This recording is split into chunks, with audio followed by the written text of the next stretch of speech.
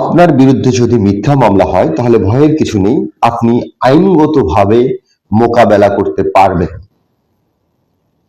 মিথ্যা মামলা বা আইনগতভাবে যে মোকাবেলার বিষয়টি, এটা দ্রুত এবং যথাযথভাবে পদক্ষেপ গ্রহণ করলে আপনি দুভাবে এর প্রতিকার পেতে পারেন। এক হচ্ছে মূল মামলা মোকাবেলা করা, এবং দ্বিতীয়ত হচ্ছে আপনাকে যে মিথ্যা মামলা আপনার বিরুদ্ধে যে মিথ্যা মামলা দায়ের করেছেন তার বিরুদ্ধে মামলা করা যায়। এখন আসুন মূল মামলা মোকাবেলার কৌশলটা কি। আপনার প্রাথমিক লক্ষ্য হবে মিথ্যা মামলাটি দ্রুত বাতিল করা এবং আইনি প্রক্রিয়া থেকে নিজেকে রক্ষা করা। এই জন্য প্রথমে দ্রুত জামিন নিশ্চিত করতে হবে।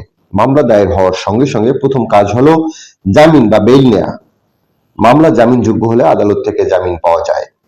এছাড়াও গুরুতর বা অজামিনযোগ্য মামলা হলে দায়রা জাজ কোর্টে আবেদন করতে হবে। এছাড়াও অনেক ক্ষেত্রে বা বিশেষ ক্ষেত্রে হাইকোর্ট বিভাগ থেকে অগ্রিম জামিন, অ্যান্টিসিপেটরি বেইল যেটা বলি আমরা, এটা নেওয়া যায় গ্রেপ্তার এড়ানোর জন্য।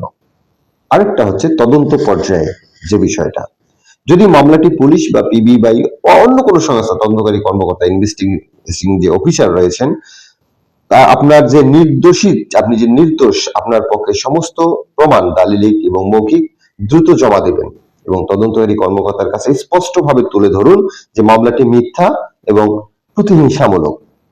এরপর মামলা বাতিলেরও আবেদন করা যায় কোয়াশিং দ্য প্রসিডিংস করে।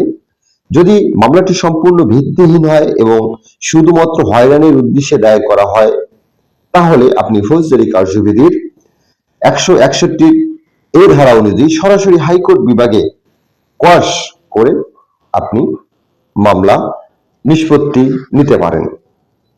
এছাড়াও ট্রায়াল পর্যায়ে মোকাবেলা, যদি মামলাটি ট্রায়াল পর্যায়ে গড়ায় তবে আপনার আইনজীবীর মাধ্যমে যে পদক্ষেপগুলো গ্রহণ করবেন, প্রথমে হচ্ছে জেরা বা ক্রস এক্সামিনেশন।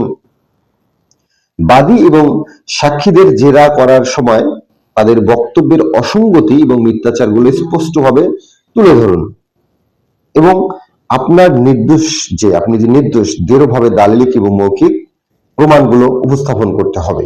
এবং এখন আসেন যে মিথ্যা মামলা দায়েরকারীর বিরুদ্ধে আপনি আইনগত ব্যবস্থা নিতে পারবেন কিনা। অবশ্যই পারবেন। মামলাটি মোকাবিলা করার পাশাপাশি মিথ্যা মামলা দায়েরকারীকে শাস্তি দিতে আপনি আইনি পদক্ষেপ গ্রহণ করতে পারেন। এখানে আপনি ফৌজদারি মামলা দায়ের করতে পারেন। মূল মামলায় নির্দোষ প্রমাণিত হওয়ার পর বা ক্ষেত্র বিশেষে তার আগেও আপনি মামলা করতে পারেন। যেমন 211 ধারায় স্পষ্টভাবে আইনে বলা আছে, ক্ষতির উদ্দেশ্যে মিথ্যা অভিযোগ দায়ের, এখানে যিনি মামলা করবেন তার শাস্তি 2 বছর পর্যন্ত এবং অর্থদণ্ড হতে পারে। এবং গুরুতর অভিযোগের ক্ষেত্রে এটা হচ্ছে 7 বছর পর্যন্ত, যিনি মিথ্যা মামলা দায়ের করেন তার বিরুদ্ধে 7 বছর পর্যন্ত কারাদণ্ডের বিধান রয়েছে। এছাড়া আপনি ক্ষতিপূরণ দাবি করতে পারেন।